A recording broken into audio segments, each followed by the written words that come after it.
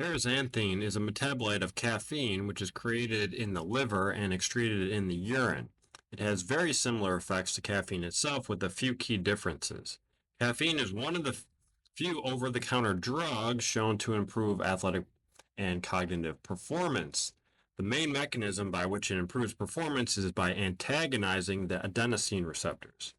There are three main adenosine receptors. A1 receptors primarily act to inhibit neurotransmitter release, which lowers heart rate and excitability.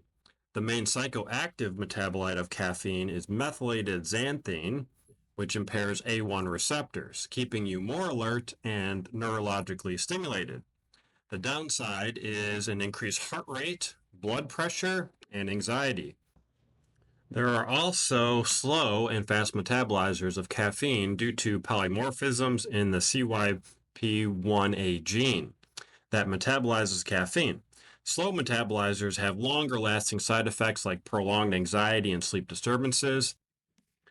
Paraxanthine, in comparison to caffeine, exhibits higher binding potency for the adenosine A1 and the A2A receptors, which makes it slightly more powerful than caffeine. It also has been shown to increase nitric oxide and vasodilate the blood vessels, while caffeine is very vasoconstrictive. The increase in blood flow rate with paraxanthine may have a potential benefit for endurance performance. It also has a anxiolytic effect and does not affect blood pressure like caffeine. So paraxanthine may have the same neurological performance benefits without the potential of anxiety becoming high enough to impair performance. A few coffee companies are starting to use as a caffeine alternative. It is not a metabolite within the beans themselves, but the beans can be decaffeinated and paraxanthine can be added afterwards.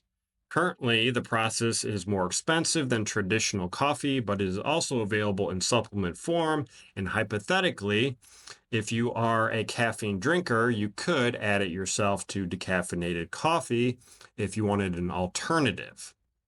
Toxicology studies show that the lethal dose is much higher in paraxanthine than caffeine, and so far shows no signs of toxicity at 185 milligrams.